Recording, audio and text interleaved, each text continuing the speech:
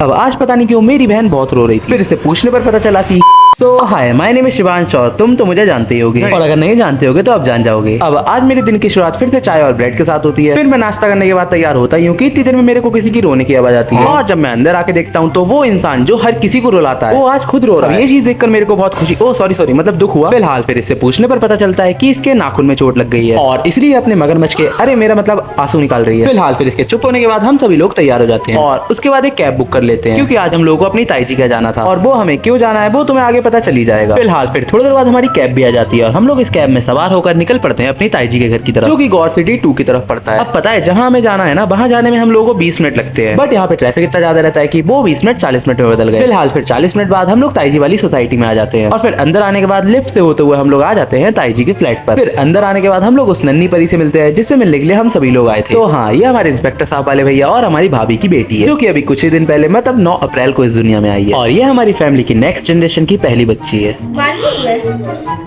यार कैसे कैसे क्वेश्चन पूछ रहा है ना, इसे बाल भी हो गए। अभी कह रहा था कि चलने लगी, अभी कह रहा है भाभी लड़की है ना। मैंने कब तो दुनिया को पता है लड़की है।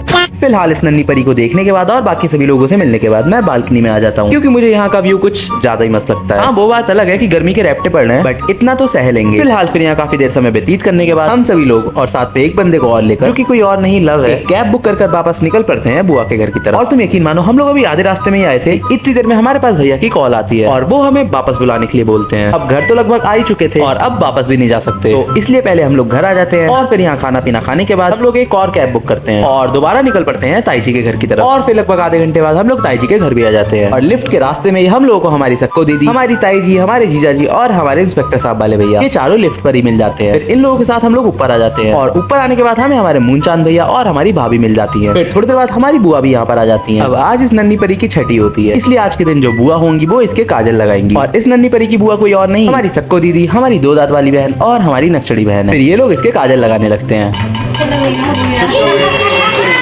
फिर काजल वगैरह लगाने के बाद हल्के हल्के करके सभी लोग खाना पीना खाने लगते हैं और लगे हाथ मैं भी अपनी पेट पूजा कर लेता हूँ। फिर खाना खाने के बाद और यहाँ बहुत देर समय व्यतीत करने के बाद मैं अपने फूफा जी के साथ निकल पड़ता हूँ वापस बुआ के घर की तरफ, और थोड़ी देर बाद बुआ के घर भी आ जाता हूँ। तो आज के लिए इतना ही गाइस, मिलते हैं नेक्स्ट ब्लॉग में। राधे राधे। बाकी तुम लोग अगर ये वीडियो अच्छी लगी हो तो लाइक करना और फॉलो तो याद से कर लेना। बाकी मैं चला।